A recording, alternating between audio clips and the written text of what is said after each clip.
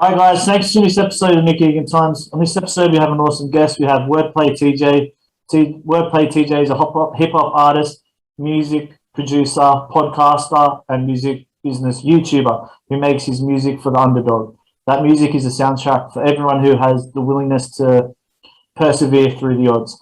His philosophy shows up on his YouTube channel, where he shares music business advice to other artists on the No Rhyme or Reason podcast with co-host Icarus Gray, and in his growing collection of songs and albums on the streaming platforms. Welcome and thanks for coming on my podcast. Thank you, Nick, for having me. I really appreciate it. You're welcome. All right, let's just talk about how's the pandemic and life been since it's obviously kicked in. Yeah, so that's an interesting one because it's hard for me to know where to start. Ultimately, it's stressful, right? It's a up and down thing. Here in the States, it's mandates from left to right, and there's not really. I feel like there's a unwillingness for most of us to kind of come together and get on the same page.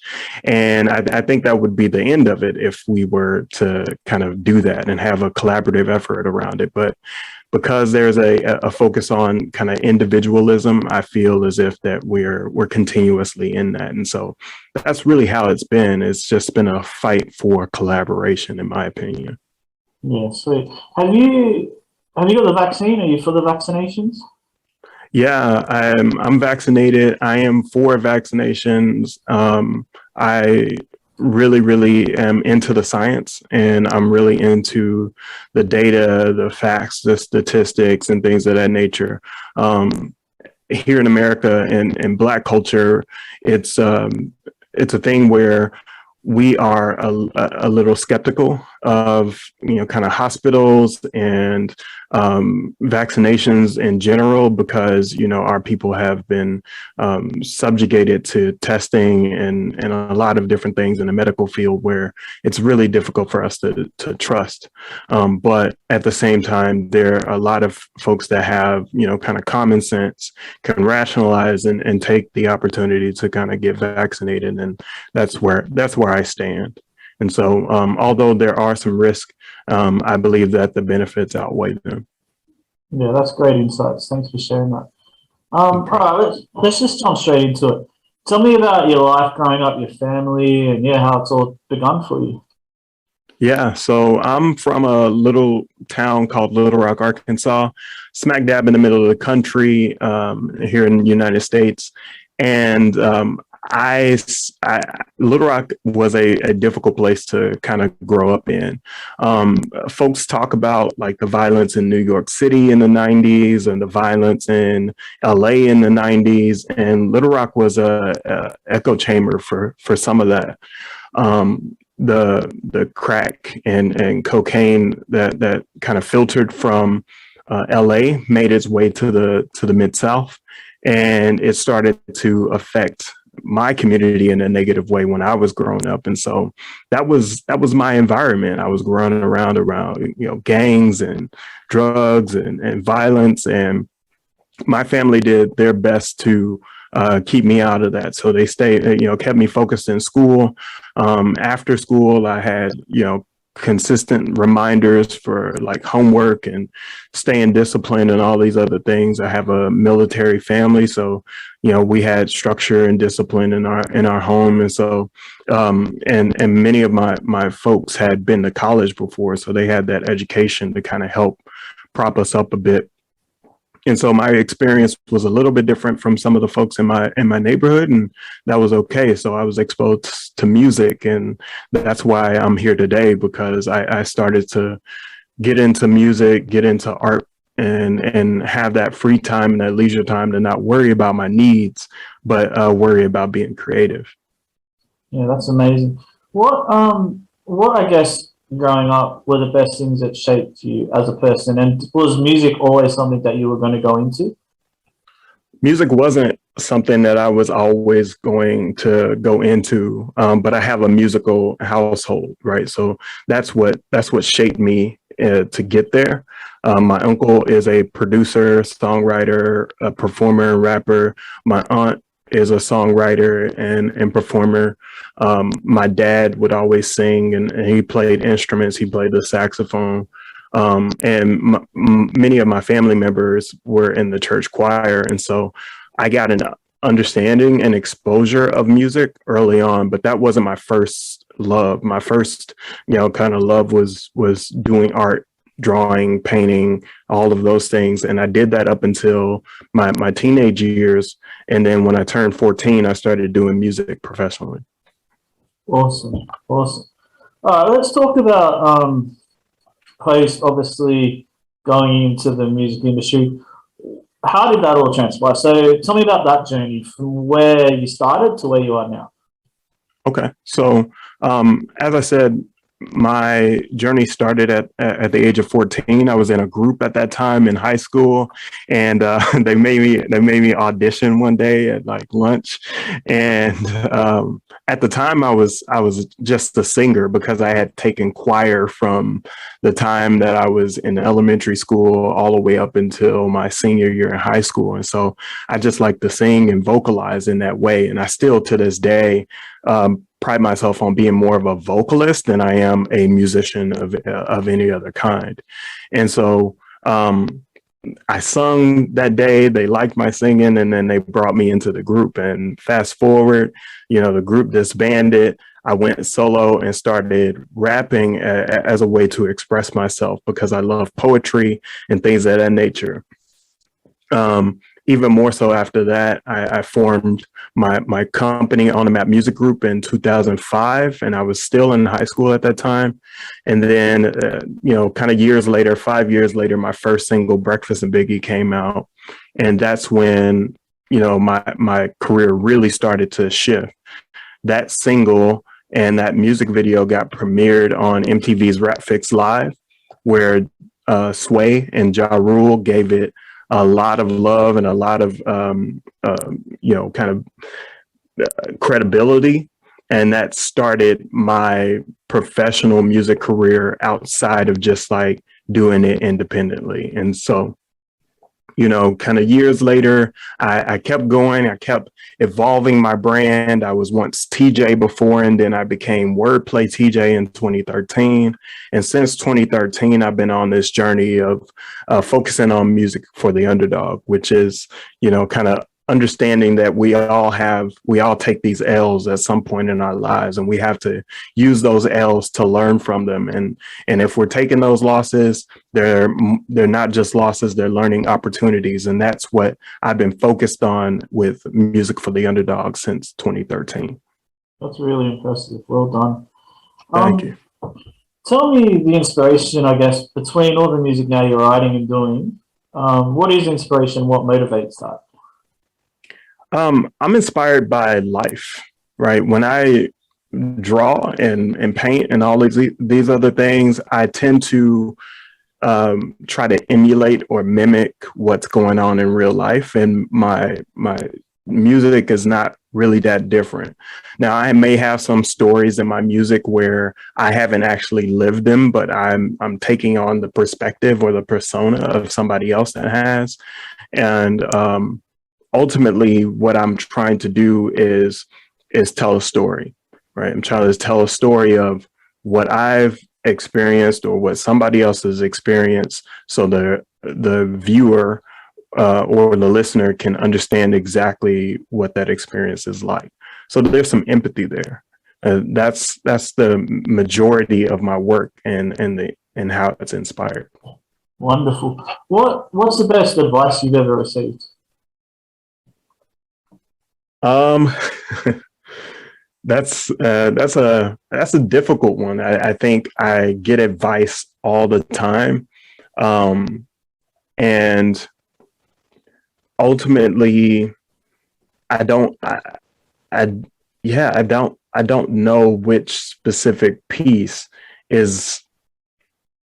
sticks with me the most. I know that what I've come to learn is the same thing that I talked about earlier, where your losses aren't losses, they're wins. And so if I can say that there's some advice that I've learned, it's through teaching in the schools here, computer science. And when we're learning computer science, we're problem solving, and we're doing it over and over and over and over again.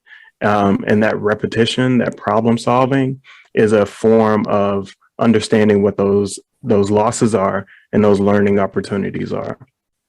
I can say that I do have some mentors and some folks that I look up to, and Robert Greene is one of those folks. So I've read his book Mastery, and in that book, it's really about understanding that if you're going to do something, you need to do it with all of your force and your energy. You should put all of that into that thing and become the master of that thing that you do. So me performing, rapping, producing, like, most of my time should be spent doing that until I've become the master at that. And then I can maybe spend a little bit of time going to do the business and understanding the business and things of that nature. And my career is kind of backwards. I started off mastering the business first and doing a lot of the art in the spare time. And now it's the flip of that. I do more art than I do business at this point because I have my systems in place. What do you enjoy, or what do you prefer better? I actually like creating better, even though, some folks look at me and they have conversations with me and they're like, man, you're really great at this business thing. And it's like, yeah, I understand that, and I appreciate that perspective. But ultimately, I'd rather be making the art, and it's a skill that I'd rather exercise. That's incredible. Tell me about your YouTube channel and your podcast. Yeah, so my YouTube channel is it's all of my art, all of my brand encompassed in one place, and it has multiple different factors, right? There's the music itself. There's the artwork that I create that's attached to the music. There is my book, Fake Blues, Creating in the Face of Anxiety. I talk about that on that channel.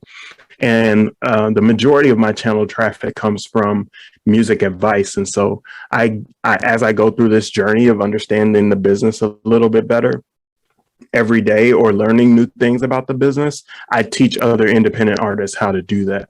And so I've been able to make some really great connections. Folks like some of the managers for Wu-Tang and Old Dirty Bastard, my homie Big Moochie, and some other folks that I've connected with that, I've been able to teach them how to maximize their music business as well as my own. And so that's a bulk of my YouTube channel. The podcast is called No Rhyme or Reason. Me and my co-host Icarus Gray, we've been friends since like first grade. And so we decided to make a podcast that was about everything for no reason at all. And most of what we talk about is kind of hip hop culture, Black culture, being nerds, and just kind of, living life and going through this journey, and just kind of having conversations about it for an hour every week. Great. I have to have a listen, my friend. Tell me about, I guess, what you're working on now and what's the future look like. Yeah, so I continue to make music advice videos every single week on my YouTube channel. It's youtube.com /WordPlay TJ, WordPlay TJAY. And on top of that, right, the No Rhyme or Reason podcast comes out every week. And my last album was called Overtime. It was my 8th album, and it was the culmination of a series. I started off with an album called Job Application, where I talked about, kind of getting into the workforce and like obtaining your dreams, or not being able to obtain your dreams because you go into the workforce. And then there was Orientation Day, right? It's just like I feel seated in my career now. And where do I go from here? This is my orientation to the world, so to speak. What are And so your? Yeah, sorry. I'm sorry. Overtime, kind of finishes that off, and it talks about how I've now that I'm seated in the workplace, what am I doing extra in order to get where I want to go? And I'm working on my next album called Terry for next year. That's awesome.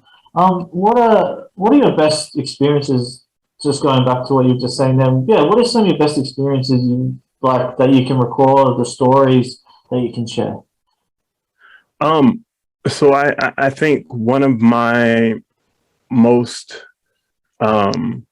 memorable experiences was meeting Russell Simmons. That was a super crazy story. So I'll go into that now. Like, I was 16, 17 years old in the middle of Little Rock, and I was doing my independent thing. I was performing shows every week and spending a lot of time out and about. And then I learned that Russell Simmons was coming to Little Rock. And, I've over my career, I've had choice encounters with really popular people that are integral to hip hop history. And this was one of them. So Russell was coming to town, and he was coming to collect demos from people in Arkansas in order to shop them to Def Jam Universal Records. And I was like, great, this is my chance. How do I get this? How do I make this happen? And so turns out I didn't have a ride. I didn't have any money because, I was not working at the time. Well, I was working, but I just didn't have any money. And so that night I was just like, man, what am I going to do? I'm like pacing in my room. I don't understand what's going to happen. I get on the phone and I call a guy from work, and, mind you, like, he's one of the local drug dealers. Right. So like he's I'm asking him for a ride to a place where I don't even have any money. But this is kind of how tight knit our community is. So I call him up. He's like, yeah, man, I'll give you a ride, if you got a few bucks for gas. And I was just like, well, maybe I can, go into my piggy jar and give him some gas to go downtown. We go down there. I get up to the door, and I didn't know there was an admission charge. So next thing I know, the guy that's working the door is like $20 to get in if you want to give you a demo. And I was like, man, this is terrible. I turn around, I start walking around the block a little bit and run into another drug dealer. He was like, yeah, you trying to get in there? He's like, here you go. He just hands me the admission. I was like, what is going on today? Wow. So I go in, I stand there all night. This is about like 5 or 6 hours. I have my demo in the hand the whole time. I get up to Russell. I have my demo ready to hand him. And he's like, do you have a copyright? And my first instinct was to lie. But I'm like, that's really not my nature. And so I tell him the truth. I say, no, I don't have a copyright. And he's like, I can't take it. See you later. Good luck. I know you're going to make it. And so I leave there without giving him my demo. But it's serendipity that, like, later on I run into like the A&R from Atlantic Records, or run into Big Boy and all these other people, and my career is like totally churning. And this is way before the MTV thing. So like his words resonated that day, right? Even though I didn't have it ready, I still got a lesson out of that, which was be ready to have your business ready. So be ready to be ready. So maybe that's one of the lessons that I learned early on, to answer your earlier question. So yeah, that was me meeting Russell Simmons and not getting a chance to hand him my demo. That's one hell of a story, man. What do you like to do outside of obviously everything you do? Like, what are your other hobbies and passions? Yeah, so I still make a lot of art. So I draw and paint and those types of things. I also teach school here in Washington State. I teach computer science to 6th, 7th, and 8th graders when I'm not making music and touring and working on a new album. And I really enjoy that. Right. I enjoy interacting with the kids, teaching them something new and showing them how to kind of break through with their messages online. Awesome. If you were 18 again and you could change anything in your life, what would you change? I would have been better prepared to be on that interview with Sway and Ja Rule. I didn't get a chance to actually be on that interview because the night before I went to the emergency room and I was really, really sick. And so I overslept. And that interview came out of the blue, by the way. Like, it was just an email that was there the next day, but I slept like an hour before the interview even started. And so if I were to change anything, I would just go back in time and make sure that I took better care of myself. Yeah, fair enough.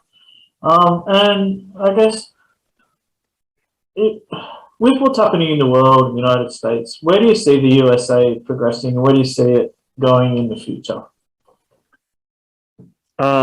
That's hard to say. I believe that there was a major awakening with the events last year where George Floyd was killed. And after that moment, I feel like there was a paradigm shift, and we've been waiting on that moment for a long time. Not his death, so to speak, but we've been waiting on that shift to start. And there's a lot of pushback for it, but I don't believe that people aren't ready for it overall. And so what I see is that this pandemic, that shift, and all these other things are just integral moments for change. And we're going to continue to get evidence of the need to change until we actually do here in the States. Yeah, great insights. Thanks for sharing. Thanks for coming on the podcast. I do appreciate it. You've done amazing, and your trajectory in life and everything you're doing is amazing, and it's incredible. And yeah, I just wish you nothing but the best. Yeah, thank you so very much for having me, and I really appreciate this time being here. Yeah, for sure. We'll keep in touch. Thank you.